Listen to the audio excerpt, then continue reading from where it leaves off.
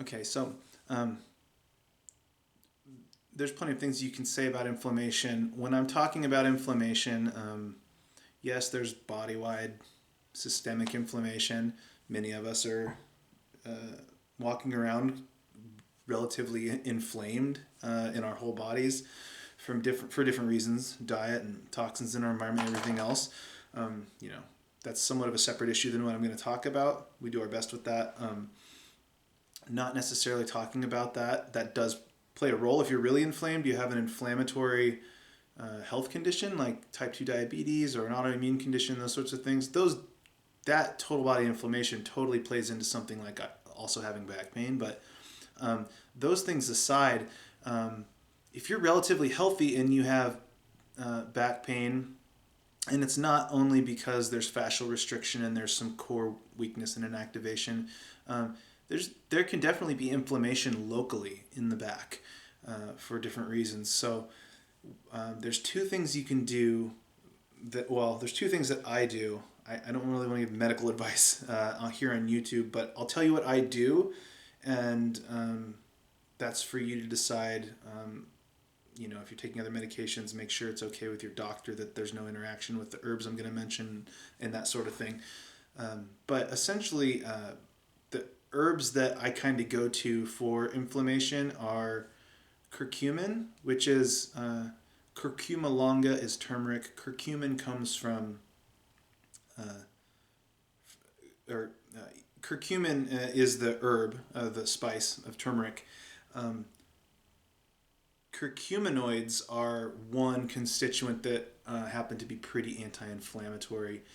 So I'll usually use a turmeric supplement, but it's not like food turmeric. It's sort of more concentrated, if you will, with some of the anti-inflammatory components. So I'll use a supplement that's a curcumin supplement. And boswellia or frankincense is another one that is works really nicely.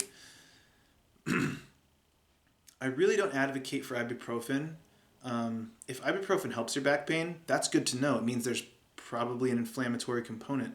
But I like herbal anti-inflammatories because they work well, and sometimes you have to take a little bit. You have to get to the right dose. Sometimes you have to play with that and figure that out. But they work well, and they're much more safe and easy on the body because ibuprofen works in one spot, basically in your body to make it to decrease inflammation. Herbs like curcumin work in all kinds of different places a little bit, so it helps from all different directions, and it's not putting like undue pressure on one spot. So frankincense and turmeric are two herbs that I really like to use. Magnesium is is a nutrient that is often deficient in people and really important for keeping muscles and nerves relaxed and calm, basically. So those two things I'll commonly have people take. And then the last thing is contrast hydrotherapy. There's another video on here about contrast hydrotherapy, so you can watch that. It's the 12-minute pain relief, I think is what I called it.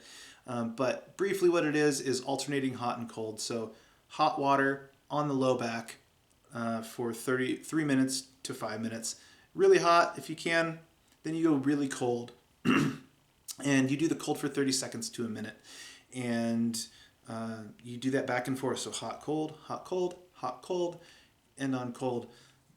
Hydrotherapy is a powerful treatment. I'm not going to say anything else about it here because I've talked about it a ton already. Watch that video, but that is a pain relieving thing in the moment most of the time, and it will usually drastically help improve pain over the long term if you do it consistently, so that can be a part of your daily routine.